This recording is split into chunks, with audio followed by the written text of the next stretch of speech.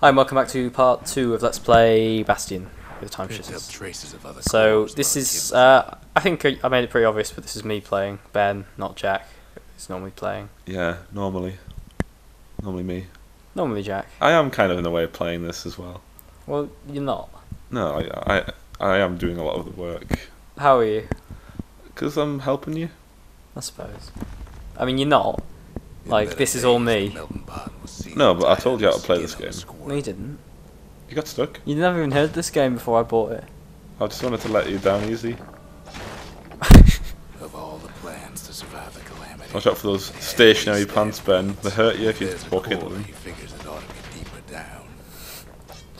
I'm not going to say what I want to say, Jack, because I don't like using such language on the channel.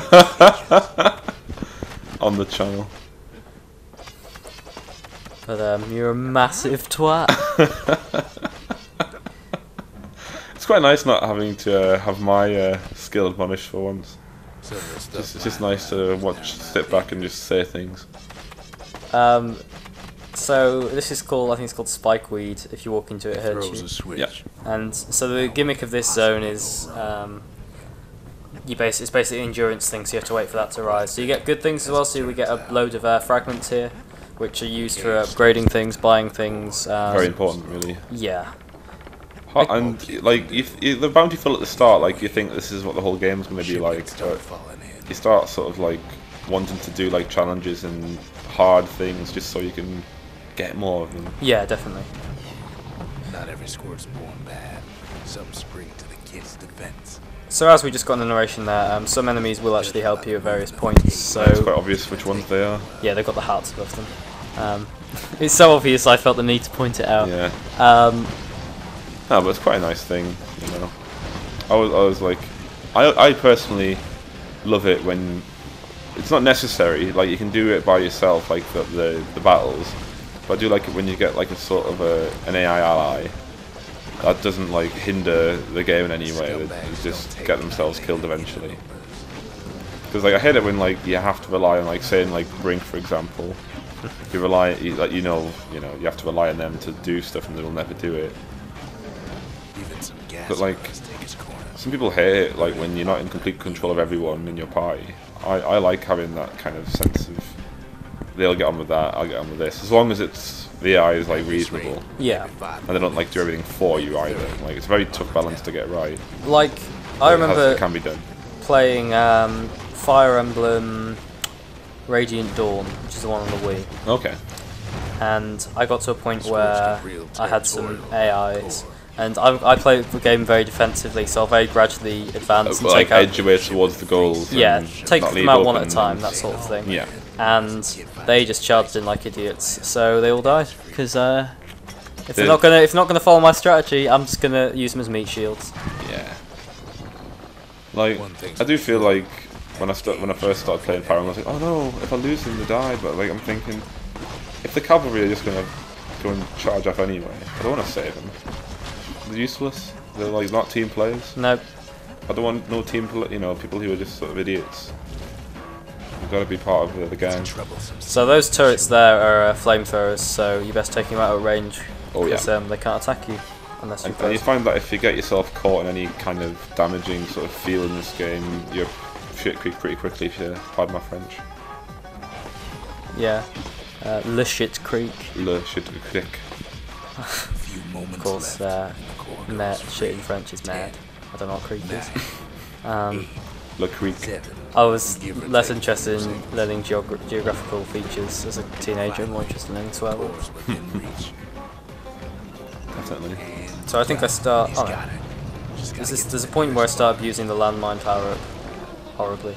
Okay, can you talk us through the landmine power up? It's basically one of your special moves, so it takes up a black flask and you plant it, and if you can lure an enemy over, it does quite a lot of damage. But it's nice when, for instance, it's enemies like that which you don't really want to get close to because they are very irritating to fight at close range. Mm-hmm. So you landmine them up. But they're often too quick to, well, for instance, if you're using the bow, which is a good range weapon, it's powerful but it's very slow. So it's a good counter to that. Complements it well. Yeah, definitely. So we got our second core there, third core even, we got two in the last video. So I still remember the look on I his can build face something after else, that one. which is, I think I build the, that was me hitting the Folks little thing, by voyaged the way. across the boundless sea. It makes a Found scream noise and Zealandia. spins. It was good living here for a while. I've never hit that. I didn't even think I'd to. hit it. World's finished, but the new world's Should just we getting do started. the Taylor Swift story, or should we just leave that? Taylor's. Makes time for simple stories from my personal Tell it, Ben. You can probably tell it better than I can. That's just because you can't just do this and go, oh, we should tell this story. But actually, mean you should tell this story. Right. Okay. We're sat in.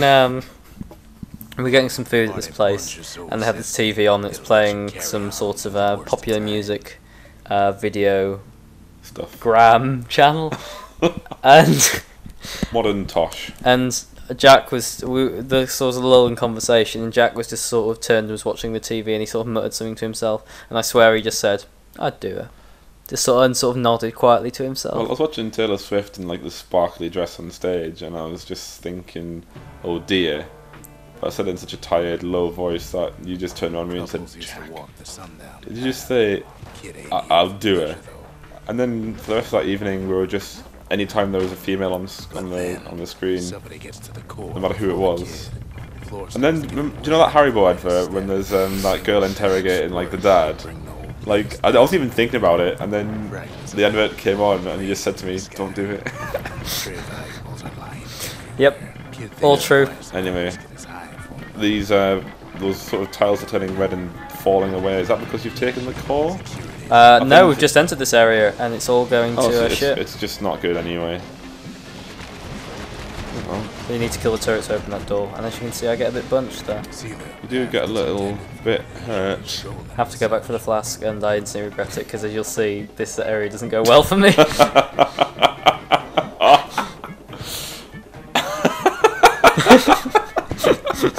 I'm sorry, that isn't good commentary, but that's just hilarious. Oh god, if you'd fallen there, that would have just sent me off. It was so irritating when at first I was like, oh, if I'm quick I can make it across, and then no, and then just kept falling. I think I missed a collectible there when I jumped across, but I couldn't go back. Oh well. The calamity changed everything. It's definitely. I think that's another good reason why the new game plus is in here, though. So I agree that the choice not to be able to replay like main levels because a lot of them get destroyed, and it doesn't really make for good storytelling anyway. No, it doesn't. But I do think that it's very heartbreaking when you know you can't get something ever. At least with this, you can finish the game and have another crack at it. Well, If you're really going for like every last thing, which some people do. I don't do that so much anymore. Now games are massive, and there's so many of them.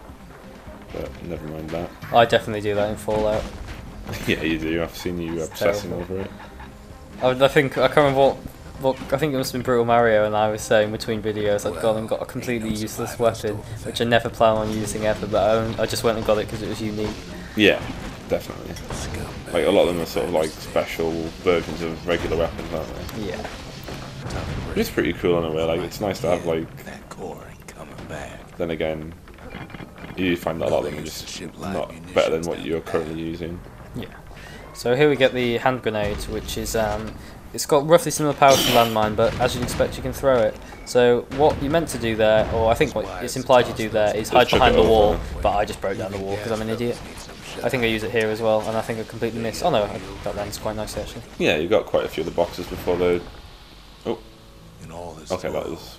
Kid keeps coming back to an overwhelming question. Who else could have survived the calamity? So this is like one of our first plot twists in that he went there because there was a core detected. When he got there, the core had been taken, hence why the whole place was collapsing. So no core for you.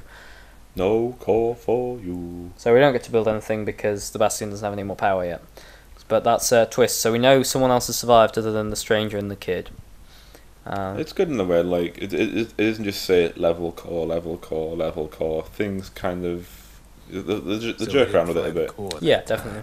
And I like That that ain't about to stop us. because there's some structure there. You know what sort of Ain't always much to everything say. is, but at the same time, you're never like quite complacent because there's always a chance that they'll pull a fast one on you. Yeah, definitely. So we go straight into our next area, looking for another core. So still on story levels, core levels even. Hey! Was that meant to be a joke? No, but I suppose it was. Well, no. You don't get to like retrospectively call it as a joke. That was really funny. I am really funny. I made it into a joke. It was my joke. I mean, I I did say it. Well, yeah. I mean, I know you like wanted to take the credit for it there, but Not I like don't know. this. If you think it was my joke, write in the comments. I say joke. Oh, Jack, mate. Oh, I've just broken my laptop. Oh, that's £2 down the drain. Never mind. Anyway, back on the commentary. I think we know who Gravity thinks came up with the joke. Oh, well, gravity's a weak force It's a anyway. snag or two. I'm sure the strong nuclear force would agree with me. No matter what. He's got so many What are we questions. talking about? Certainly not the game. Right. Lots of knights in here from chess. I think they remind me of chess pieces, these turrets. Just ain't got time Oh, I for thought you meant the answers. doors. Okay. Oh, right, I see now. You'll often notice that I'm incredibly stubborn when it comes to healing, and won't do it until I'm on my absolute last legs. They never saw Which I think, it seems stubborn, but it's also a genuinely very good strategy. Yeah. In that, It's a very risk-breaking type game, because if you die, you're not coming back. Like, you have to do the level from wherever. But at the same time, you don't want to be, like, wasting... that's what happens when you go too fast. You fall off, because the ground doesn't fear Jack. So how does it feel to be... how do you feel, personally, when you're killing the dead? Well, You're smashing their I think it's a statues? really morbid section, this. It's just every time you just keep going through all these characters, and it's like, they didn't make it. The Jawsons. They didn't make it. It reminds Exactly, me of yeah. this is going to sound very pretentious. I read some of Slaughterhouse 5 by Kurt Vonnegut because my girlfriend told me to read it, Uh-huh. and as characteristically I didn't finish it. Okay, But standard. every time someone dies in it, he just says "so it goes," and that's sort of his summary of it, and Just that's think. what this reminds me of. Without It's that like man, Forrest Gump saying, and that's all I've got to say about that. would we? It is a bit like that, Not but terribly, but not at all like that. shut up. I don't know books. I do.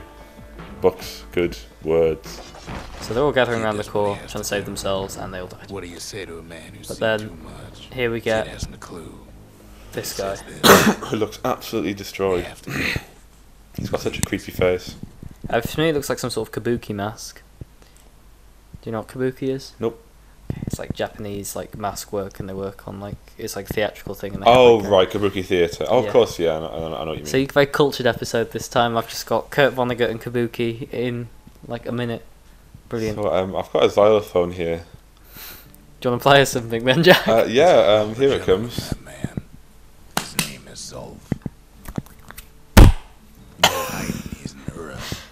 Folks like him I'm not even gonna. common sight. I'm just gonna talk about the game. So okay, this guy is an Ura. He's not a He's Solondian. relieved to So see a living face. the kid and the stranger Kid and are I Solondians, introduce and he's an Ura. Now Solondia and Ura were at war together Then to each prior other to the calamity. for the first time. But this guy was trying to make peace between the two A states. diplomat kind of thing. Yeah, that's all you really need to know. For Zolf, Ceylondia was like So- a second home. We get an achievement for real word that. about Survivor. his first Zolf, name. that's his name. Solve, yeah. Far to the So east. he's the next character we meet in We this all lost loved ones epic like that, saga. he says. I don't know how I'm gonna go on without mine.